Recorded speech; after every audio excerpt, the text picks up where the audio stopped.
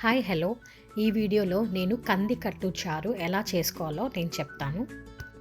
అది ఎలా అంటే మనము ఆకుకూర పప్పు సాంబార్కు మనం పప్పు పెట్టుకుంటాం కదా, దాంట్లో ఉండే నీళ్ళతో చేసే ఇది కట్టు చారు.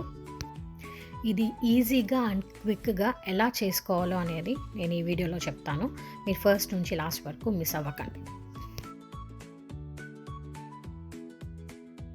ఇది నేను చేసుకున్న పప్పులో ఉన్న నీళ్ళు. ఈ నీళ్ళతోనే ఇప్పుడు నేను కట్టుచారు చూపించబోతున్నాను. దీంట్లో ఫస్ట్ చింతపండు నీళ్ళు, టొమాటో పేస్ట్ చేసుకున్నది అది మిక్స్ చేసుకోండి.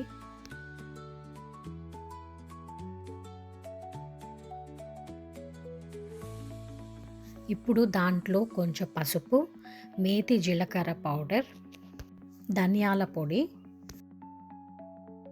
కొంత కొత్తిమీర, కరివేపాకు, ఒక చిన్న పీస్ బెల్లం, తగినంత సాల్ట్ అన్నీ వేసింది మిక్స్ చేసి కొంతసేపు మరిగించాలి. అంత లోపల మనం పోపు వేసుకుందాం. పోపులో కొంత ఆయిల్, ఆవాలు, జీలకర్ర, కరివేపాకు, ఎండుమిరపకాయ, మళ్ళీ హింగ్ వేసి అన్నీ మిక్స్ అయ్యాక అన్నీ మిక్స్ చేయండి. మళ్ళీ తెల్లగడ్డల్ని దంచుకొని దాన్ని వేసి ఒక బ్రౌనిష్ కలర్ వచ్చేలాగా వేపుకోండి.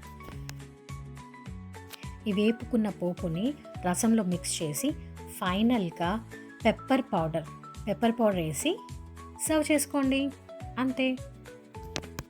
అంతే అండి, ఈజీగా కంది కట్టు చారు చేసుకునే విధానం.